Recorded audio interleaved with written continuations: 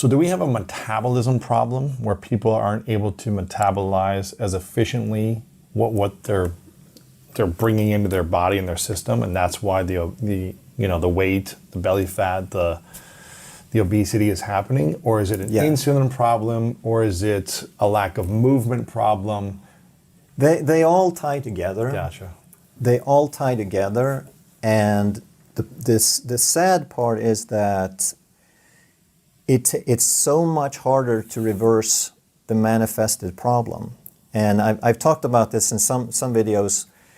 I call it your body has a carbohydrate tolerance or a carbohydrate processing machine. And it works to a point, but if you break it, now you're out of luck, right? So if you've broken your machine, now you have to be so strict. And this is where you're talking about the metabolism problem. Now it's so difficult to get that body to start working healthy again, to become insulin sensitive and heal your metabolism. And that's why there's so many people who have trouble losing weight, so many people who have stubborn weight. And stubborn weight is basically that you broke your carbohydrate processing machine, if you will. So how do we get rid of the stubborn weight then? And that's the trick. And this is like the last few percent of the population. Like if you check the comments on my videos, there's all these people say, hallelujah, this works, this is so great. I lost 60 pounds in 2 months. Wow. And all I did was I followed your advice, I cut out the sugar, I cut out the white bread.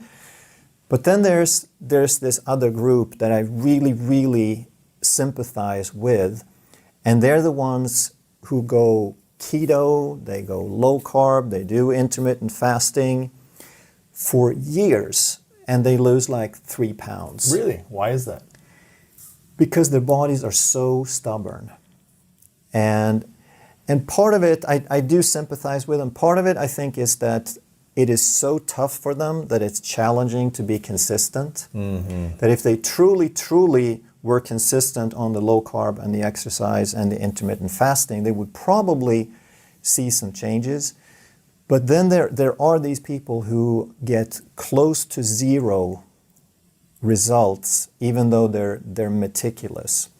And now we get into some of the things I'm testing in my clinic is to try to figure out some of these patterns.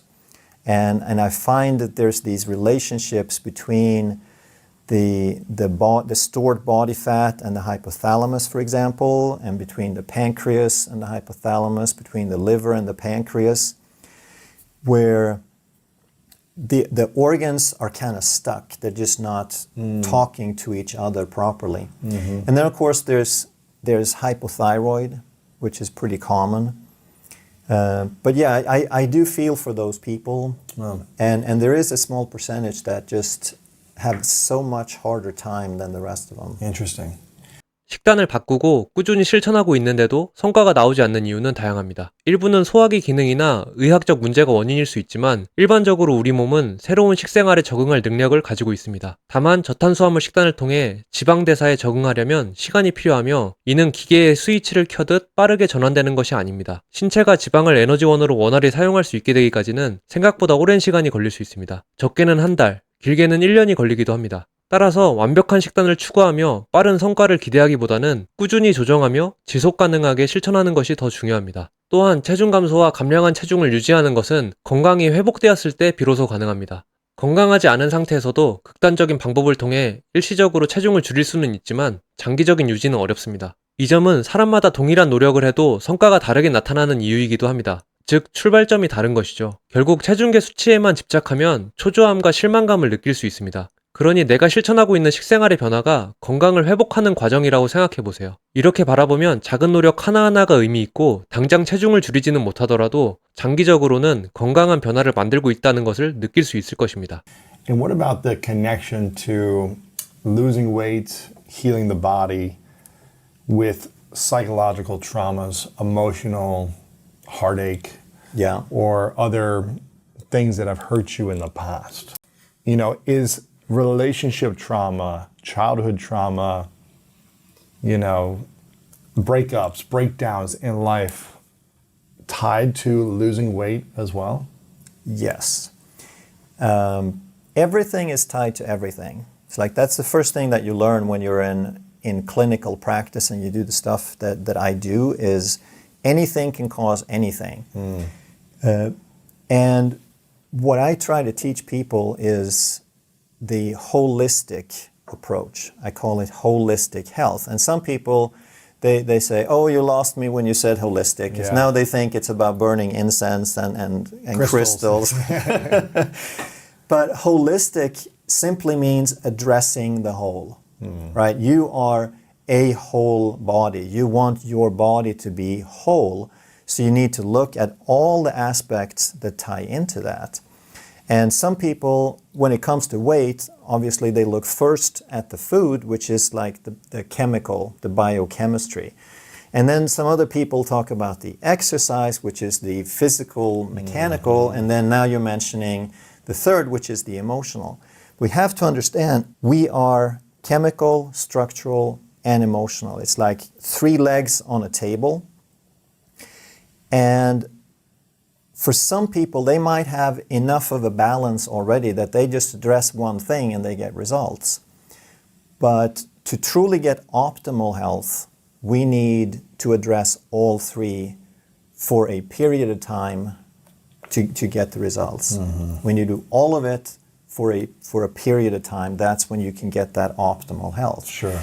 So with weight loss, I don't think it's ever, well, I shouldn't say ever. For most people, it's not the primary component, but it's definitely a contributing component. Because we know, for example, that stress contributes to a hormone called cortisol, and the purpose of cortisol is to raise blood sugar. If you raise blood sugar, you're going to trigger more insulin. More insulin, you become more insulin resistant. Right. So I mean, this is so plain and so documented that you give someone cortisol and they become insulin resistant. So if you are stressed for whatever reason, now you will become more insulin resistant. It's more difficult to reverse these processes if you are stressed at the same time. So 식단 한 가지만 생각해도 머리가 아픈데 다이어트가 다른 여러 요소들이 얽혀있는 문제라고 하니 조금 복잡하게 느껴질 수 있습니다. 하지만 반대로 생각하면 에크버그 박사의 말처럼 모든 문제가 연결되어 있기 때문에 한 가지 요소가 해결되면 다른 문제들도 실타래 풀리듯 해결되기도 합니다. 많은 전문가들이 다이어트에서 가장 중요한 요소로 식단을 꼽습니다. 반면 운동은 체중 감량에 직접적인 영향이 크지 않다는 의견도 있습니다. 그것이 과학적으로 틀린 말은 아니겠지만 이론과 실제는 다른 경우가 많습니다. 사실 저에게 있어서는 운동이 다이어트의 가장 강력한 트리거로 작용합니다. 운동을 열심히 하고 나면 운동한 게 아까워서라도 대충 먹을 수 없게 됩니다. 제대로 먹지 않거나 나쁜 음식으로 배를 채운다면 운동으로 인한 효과가 반감될 테니까요. 뭔가 손해를 본다는 느낌이 드는 거죠. 그래서 운동 후에는 더욱 신경 써서 영양소가 풍부한 식단을 챙겨 먹으려고 합니다. 그리고 다음 날도 좋은 컨디션으로 운동하기 위해 잘 쉬고 잘 자려는 동기까지 생깁니다. 운동으로 인해 다른 요소인 식단과 휴식도 자연스럽게 균형을 맞추게 되는 것입니다. 여러분 모두에게 저처럼 하라고 드리는 말씀은 아닙니다. 다만 저는 여러 요소들을 모두 한 번에 신경 쓰기보다는 단 한 가지, 자신이 가장 잘할 수 있고 즐길 수 있는 것을 먼저 하라고 말씀드리고 싶습니다. 그러면 그 한 가지가 연쇄적으로 다른 요소들의 균형을 맞추는 데 도움이 될 수 있습니다. high blood sugar, let me make sure I'm understanding this, does not necessarily come from the foods you eat, but it can also come from the stresses you have with your thoughts. Yes, absolutely. Does it also come with foods also, or is it more from thoughts turned into stress and emotions? It's definitely more from food. Okay. And I think it'd be a very, very rare case of someone who is metabolically healthy and insulin sensitive and has stressful thoughts to create a metabolic problem. That by itself is probably not going to do it. Got it. But for people who are insulin resistant, now if they have stress on top of that, that becomes a very significant factor. And same thing with exercise. I've done some videos on this where too many people think that exercise is all about blood, sweat, and tears. That yes, if you're going to be an elite athlete, you need to go through some pain. You need to challenge your body to become better. But that's not necessarily the healthiest way, and more isn't better. So for the person who has stressed their body, they've depleted their body, they got this mid-weight gain, midsection weight gain, those people should not go to a boot camp in the gym, right? That's not going to help them because this midsection weight gain is too much cortisol. Really? Right? You can gain weight everywhere, but if you have it in the midsection, that's very indicative of cortisol. So now if you go join a boot camp and you got this motivated, great trainer to whip you along, then you're just going to make tons of cortisol that's going to make the problem worse. Really? So what type of physical activity should we be doing to lose the midsection weight? We should do truly aerobic exercise. And aerobic means with air, which means that it's at an intensity low enough that we can breathe comfortably and supply the oxygen. So as soon as you start huffing and puffing, that's not a bad thing for short duration, but if you go and you do a 45-minute spin class every day and you're just huffing and puffing, you're going to make way, way, way too much cortisol. Really? Yes. So you might be hurting your chances of losing the weight Yes. if you're doing that intensive a workout every day. Correct. If you're doing a HIIT training 2-3 times a week for 45 minutes, is that okay? Do you feel like that's still intense? If it's 45 minutes, it's not HIIT. Gotcha. Yeah. HIIT, high intensity, means that it's so, to me, my It's definition. like 10-15 minutes. It's like It's not, well, maybe the total duration would be 10-15 minutes. But if you do interval, high intensity interval training is what HIIT is, then the intervals should be so intense you can't even do them for more than 30 seconds. Like they should be so intense, provided you're fit enough to do that, of course. But if you do 30 seconds and then you do 30-second rest and then 30 seconds, you should be able to bring your heart rate up to maximum in maybe 4 or 5 intervals. That is HIIT. Okay, now you're done. Right? You've created 5 minutes. Yeah. your positive hormones, your growth hormone to stimulate fat burning, your growth hormone to stimulate muscle building, to produce and to stimulate new brain synapses to enhance learning and focus. All the good stuff in the brain depends on hormones. And two of those hormones are human growth hormone and BDNF, which is brain-derived neurotrophic factor. And those two hormones are necessary to make new synapses. Right? So your brain is constantly remodeling, and every time you learn something, whether you're 20 years old or 80 years old, you make new synapses. And the synapses you use, they get stronger. The ones that you don't use go away. But these two hormones, which some of the strongest ways to produce them is high-intensity exercise and fasting, are pretty much required to build a brain and to learn. Really? So what type of high-intensity exercise are you doing on a weekly basis? My favorite to really get the heart rate up is I go to my favorite mountain close to where I live, where there's a trail, and it's like four miles around, and I walk a little bit, I jog a little bit, I walk a little bit, jog a little bit, just kind of enjoying the movement. And my heart rate probably stays around 100 to 120, 130 maybe. And then there's some hills. And then I do some sprints up the hills. So now I push it a little bit. And 30-second push and my heart rate's 160. And then I walk a little, jog a little, there's another hill, and I push it a little bit more and my heart rate hits 165, 170. And And I might do that in 30 seconds, or it might take a minute to get to that heart rate, and then I'm done. You do a few hills. Yes. What if you did 20 hills? Then Is that too much? A 10 to 30 second. that might be okay if you're 20, 25 years old, you're an elite athlete, and that's part of your event. But if you're 45, 50, 60, and you just try to stay as healthy as possible, I think that's too much. Really? And in any event, it's unnecessary because it's not about the quantity. Quantity is good for fitness, but not necessarily for health. Interesting. So you only need a few sprints every couple. Is this every day or every few days? I would say it's no more than twice a week. Twice a week. For the average person now. And we have Yes. to, if you're watching this, you have to understand if you're in the elite athlete category or in the 50-year-old trying to stave off Just living life. degenerative Yeah. disease. Yes. Yeah. So if you're more of a, if you're an athlete, even in your 40s and 50s, you could push it a little farther. If you're competing in stuff or doing triathlons or marathons or Yeah. just wanting to stay lean, Yeah. it's important to be doing that a little bit more. Yeah.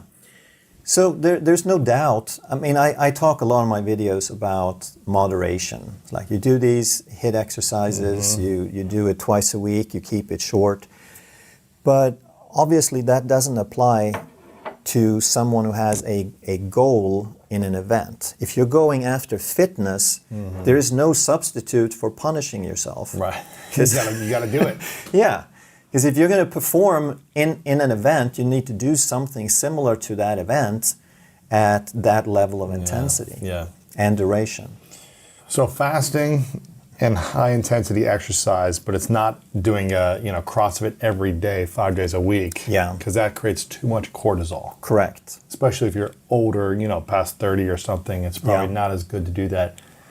Is something like that, a 45 to 60 minute CrossFit type of training once a week, you think okay, or is it still creating too much cortisol? I think once or twice a week for the average person, if you feel good, I think is fine. Yeah. But again, when I have people come in to my clinic, those are people who have been to 20 different doctors.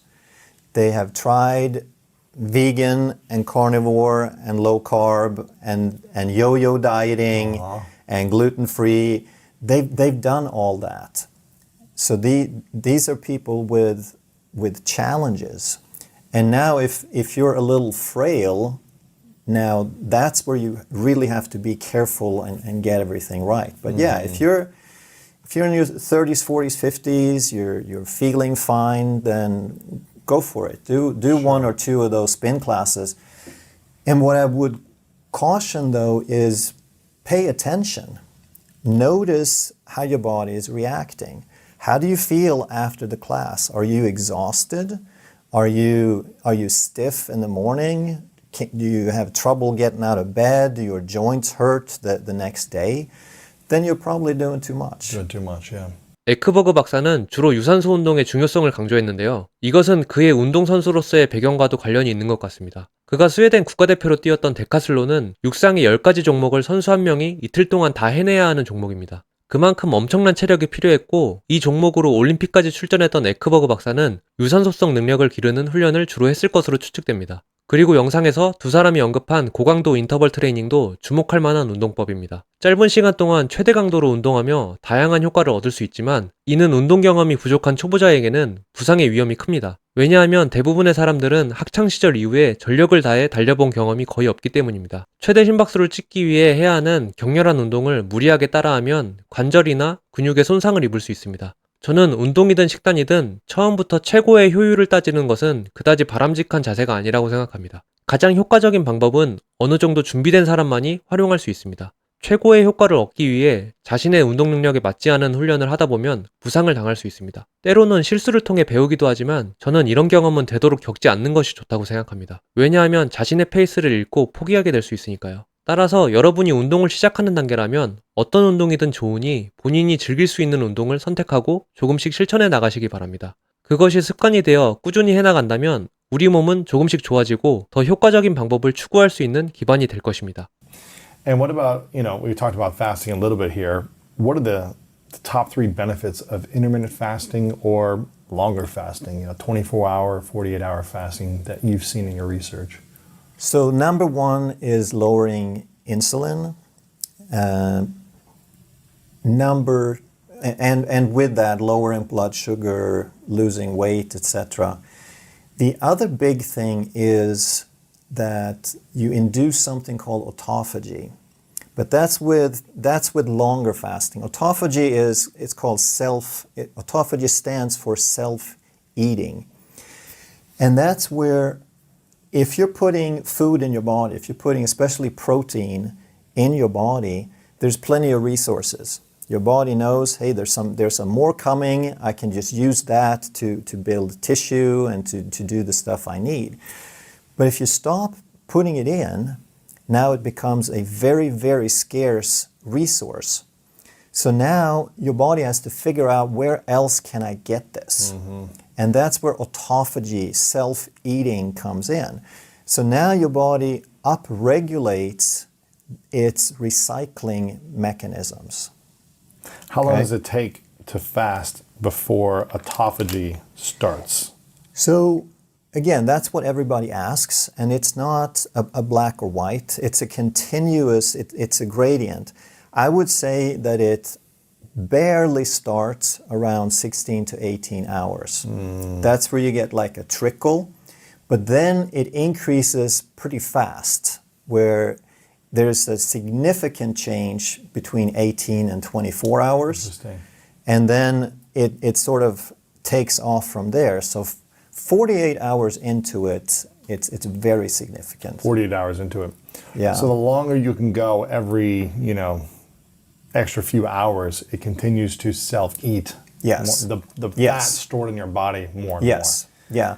So the self-eating now, part of what it eats is fat, obviously, because you're not adding any fuel. But the key with autophagy is protein, because you need protein to build tissue. Your cells have so much of a lifespan, they break down, and then you have to make new ones. And you need protein for that. So when you don't add any, now you have to go look for some. And a lot of people will say, oh, well, that's where fasting is dangerous because you're going to eat up your muscles. Mm-hmm.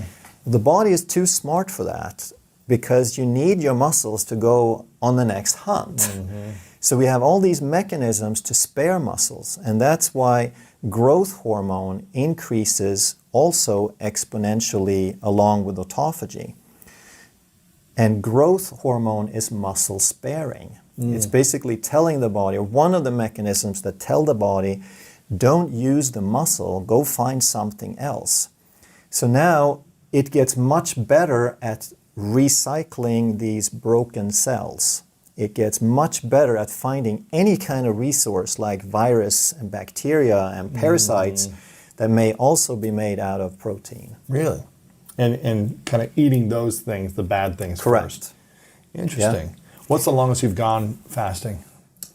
The longest I've done is 5 days, or four and a half. No food, water only. Just water. Yeah, I've done 3 days. Yeah. And you see the benefits a lot after a day and a half. You really start to see and feel the benefits. Yeah. By day 3, I went right up to 3, and I was like, okay, I was starting to get a little tired. And I think I pushed it because I worked out twice, which you're probably not supposed to do, but I did like an incline walk for an hour, and which I don't recommend, but I was trying to be extreme. Yeah, that's probably too much. Yeah. And this is where we come into this muscle sparing thing, that I'm all in favor of doing some exercise while you're fasting, because walking, though. You're going to increase your ketones, you're going to increase your growth hormone, but if you're not adding any protein and you do something intense enough to break down muscle, now your body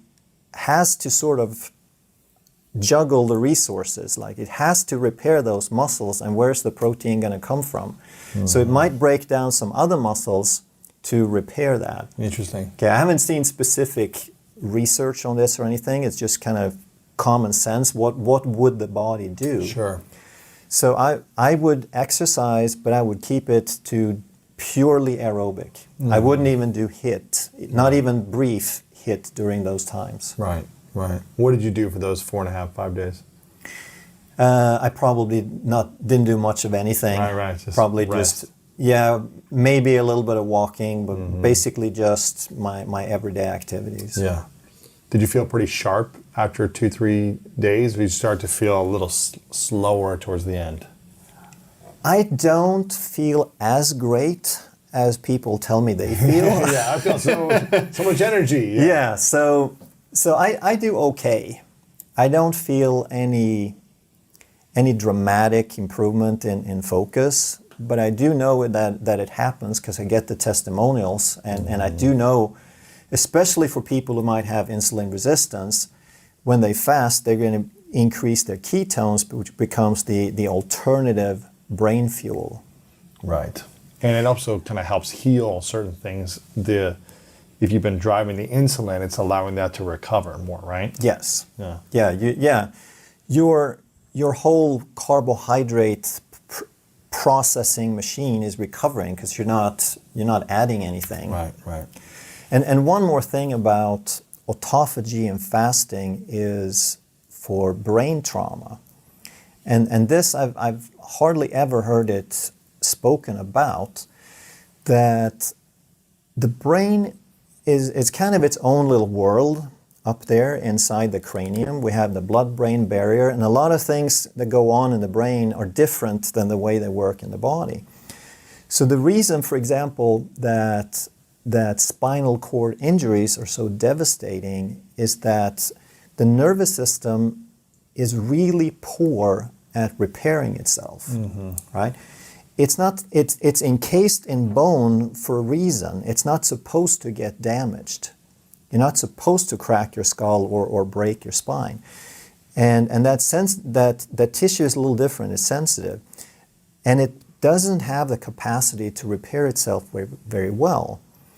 But if you have a concussion, for example, you get some tissue brain trauma, you get some inflammation, and about the only way that the brain can clean that up is through autophagy, the self-eating, right? So when people have a brain trauma, traumatic brain injury, that's the number one time that they want to absolutely not have any sugar. Really? Fast at that time? Yes. And if they can throw in a 24-hour fast or something, then that's going to be huge to reduce that inflammation. And what about when you hear, sometimes you might feel lightheaded or a little tired or lethargic, and you'll hear people say, well, I have low blood sugar, I need to have a piece of candy so it gives me more energy in that moment. Yeah. What is that scenario? That's when you have trained your body to depend on carbohydrate, right? If you go year in and year out and feed your body sugar or carbohydrates every 2 hours, your body is going to upregulate all of the pathways to deal with carbohydrate. It's going to downregulate any pathway to pull from fat. So now, after so many years of that, you cut out the carbohydrates, you have no fuel source because the backup system is dormant. Your body doesn't know, now what do we do? Right? So it's because you trained your body into depend on carbohydrates. And it's so easy for most people. The vast majority of people can get out of that in 3 to 4 days just by cutting out the carbs, eat more protein, eat more fat, teach your body to upregulate the other system, which is fat burning. And that is where you have metabolic flexibility. Gotcha. So most people are probably going to take a few months to get totally back to metabolic flexibility, but you'll break a huge part of that carb dependence just in a few days. 우리는 당 떨어졌다, 당 충전 이런 말을 사용하기 시작하면서 피곤하거나 집중력이 저하될 때 단당류를 섭취하는 것이 일종의 문화처럼 여겨지고 있습니다. 확실히 그럴 때 달달한 간식을 먹으면 눈이 번쩍 뜨이는 듯한 느낌이 들기도 합니다. 하지만 그런 효과는 얼마 못 가 사그러든다는 것을 우리는 경험을 통해 알고 있습니다. 이런 현상은 우리가 탄수화물에 대한 의존성이 높다는 것을 보여주는 단적인 예라고 볼 수 있습니다. 간헐적 단식과 저탄수화물 식단을 하면 우리 몸은 대사적 유연성이 생깁니다.